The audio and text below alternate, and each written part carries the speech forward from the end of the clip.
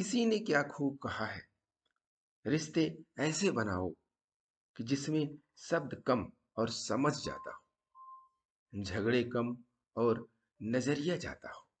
नमस्कार दोस्तों, मेरा नाम प्रेम प्रकाश पांडे है। आज अपने चैनल पर एक नई बेहतरीन प्रेरणादायक कहानी लेकर के आया हूँ। दोस्तों, अक्सर हमने सुना है कि दो लोगों की लड़ाई में तीसरा फायदा उठाता है। कुछ ऐसा ही आज की हमारी कहानी में भी होने वाला है। तो चलिए, चैनल को सब्सक्राइब नहीं किया है, सब्सक्राइब कर लीजिए और सुनते हैं आज की कहानी, जिसका शीर्षक है आपसी झगड़ा।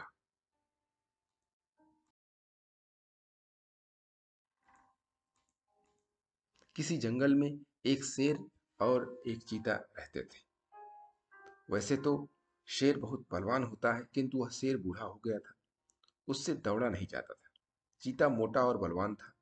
इतने पर भी चीता बूढ़े शेर से डरता था और उससे मित्रता रखता था, क्योंकि बूढ़ा होने पर भी शेर चीते से तो कुछ अधिक बलवान था ही।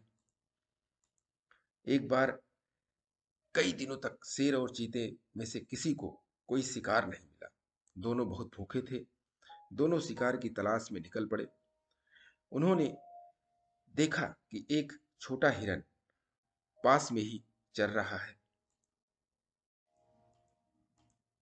चीते ने शेर से कहा, मैं हिरन को पकड़ता हूं, लेकिन आप उस नाले के ऊपर बैठ जाएं, जिससे हिरन नाले में भागकर छिप न सके।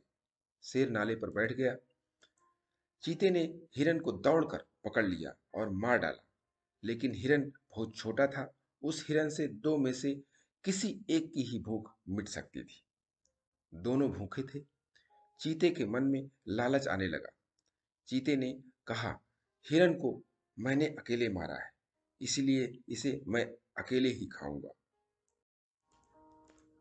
शेर बोला, मैं जंगल का राजा हूं और इस समय मैं बूढ़ा हूं। हिरन मैं खाऊंगा, तुम तो दौड़ सकते हो। दौड़कर दूसरा शिकार पकड़ लो। मैं खाऊंगा मैं खाऊंगा की होड़ में दोनों का झगड़ा बढ़ गया।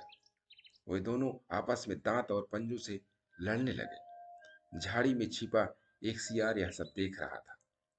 जब शेर और चीते ने एक दूसरे को पंजों और दांतों से बहुत घायल कर दिया और दोनों भूमि पर गिर पड़े, तो सियार झाड़ी से निकला।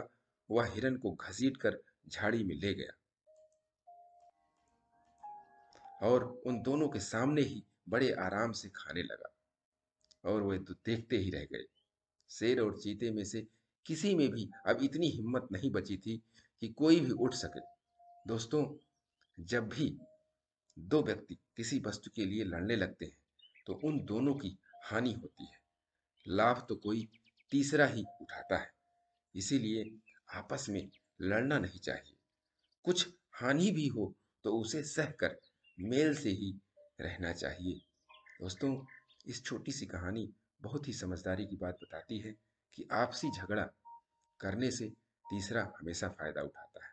इसलिए आपस में ही बात को सुलझाकर निपटा लेना चाहिए। कम ज्यादा सहन कर लेना चाहिए। और इसके लिए प्रतिदिन सुबह 5:30 बजे एक नई कहानी, एक नई उमंग से करे दिन की शुरुआत।